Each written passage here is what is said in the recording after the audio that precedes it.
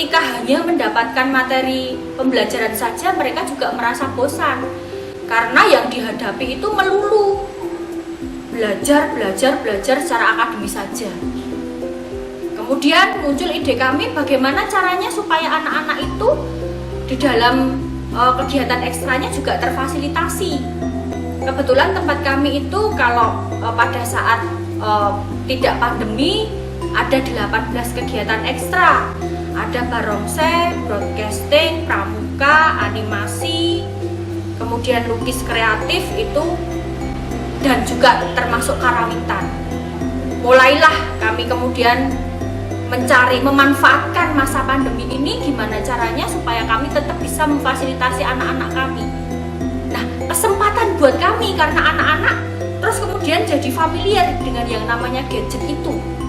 Kemudian kami menemukan aplikasi yang bisa memfasilitasi anak-anak bermain angklung dan juga karawitan. Ternyata dari situ muncul antusiasme dari anak-anak kami semuanya. Mereka senang ternyata bermain meskipun itu secara virtual, tetapi minimal itu juga mengobati rasa kejenuhan mereka, kebosanan mereka terhadap pembelajaran yang melulu ke akademis seperti itu. Kendala-kendala yang terjadi di masa pandemi pada ekstra karawitan itu sangat-sangat berdampak sekali. Apalagi karawitan sendiri itu adalah kerja kolektif atau kerja sama yang dulunya ketika bisa dilaksanakan secara offline, jadi ketika anak-anak bertatap muka itu kan antusiasnya cukup banyak. Bahkan satu kelompok itu bisa lebih dari 15 anak, 20 anak seperti itu. Cuma karena situasi pandemi ini kita memang juga harus dituntut untuk bisa tetap melaksanakan kegiatan ekstra karawitan ini. Jadi dengan kendala-kendala tersebut kita juga harus mengikuti perkembangan zaman, apalagi adanya Android. Di situ banyak sekali aplikasi-aplikasi soal gamelan. Nah, saya pilih satu aplikasi yang namanya Gatwel, gamelan Gatwel. Dengan satu aplikasi tersebut kita kirimkan notasi ke anak-anak dan kita memberikan tutorial bagaimana caranya menjalankan atau menggunakan aplikasi tersebut. Kesulitan-kesulitan yang ada ketika anak-anak memainkan aplikasi Gatwel ini adalah satu, anak-anak itu pasti asing dengan aplikasi ini. Yang biasanya kita latihan secara offline, secara langsung tatap muka, ketika ada kesalahan kita bisa langsung koreksi. Tapi kalau di sini kan tidak bisa. Anak-anak memang harus mengikuti perintah. Di situ ada notasi, baca notasinya. Bahkan di situ yang mengerjakan itu bukan si anak sendiri. Itu terlihat dari video yang direkam, itu jari jemarinya itu sangat besar sekali. Otomatis itu jari jemari si orang tua. Jadi yang memainkan aplikasi tersebut adalah si orang tua. Nah, untuk menyikapi hal tersebut kita coba dengan cara yang lain. Jadi kita ambil videonya itu bukan hanya sebatas HP, terus ada jari jemari sedang memainkan alat tersebut, enggak, tapi kita rusuk dari belakang supaya si anak itu kelihatan benar-benar anak itu yang memainkan aplikasi tersebut. Nah, tidak hanya sampai di situ. Ketika kami menuntut anak-anak kami, mereka harus bisa bermain karawitan, kamu harus bisa pegang gender, kamu harus mencintai budayamu sendiri. Nah, kami sebagai teladan juga harus menginspirasi anak-anak kami semuanya. Bagaimana caranya? Di tengah-tengah kesibukan kami semuanya, yang notabene mau tidak mau harus melakukan pembelajaran secara virtual, semua bapak ibu guru juga lelah karena otomatis dari pagi mereka membuka mata. Yang dibuka yang pertama kali adalah di grup WA daring, kemudian sampai sore hari mereka juga harus memberikan nilai itu juga secara virtual, mengajar juga secara virtual. Tumbuh juga kebosanan di kami semuanya. Akhirnya untuk memanfaatkan waktu yang ada, kami juga melatih bapak ibu guru kami untuk bermain karawitan bersama-sama.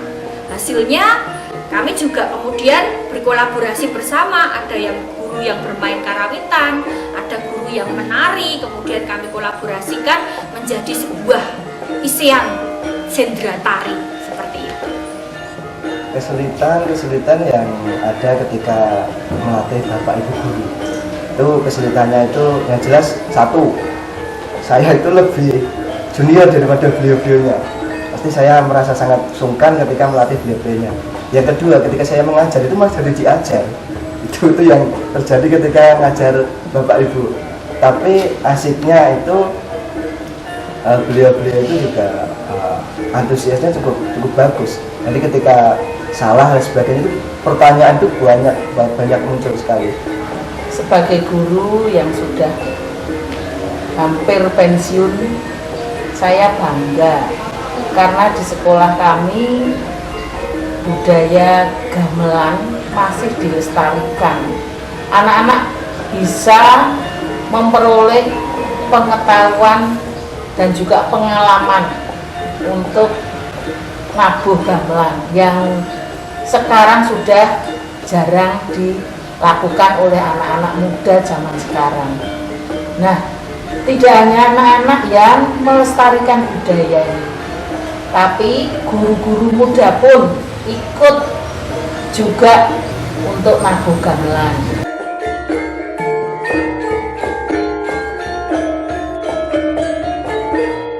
Dengan adanya ekstrakurikuler gamelan, saya rasa ini betul-betul luar biasa ya. Karena di zaman era digital ini, sekarang gamelan bisa diaplikasikan lewat HP. Seorang siswa pun juga bisa belajar dari rumah, dari aplikasi gamelan gitu. Dan keuntungannya buat anak-anak banyak sekali ya itu ya. Karena anak lebih mengenal alat-alat musik tradisional, mereka juga bisa memainkan alat musik tradisional, bantu dengan guru yang ikut bantu ngajar via online. Jadi anak-anak bisa belajar dan bisa ikut memainkan di rumah, tidak harus datang ke sekolah. Dengan kegiatan gamelan dan ikutnya ibu guru dalam belajar gamelan, itu juga bisa memotivasi anak-anaknya juga. Jadi sama-sama saling belajar, dan itu juga memotivasi anak-anak untuk lebih semangat lagi. Karena ibu guru sebagai ibu dan bapak guru sebagai contohnya pun ikut memainkan gamelan, dan anak juga ikut senang karena melihat guru-gurunya ikut bermain bersama gamelan.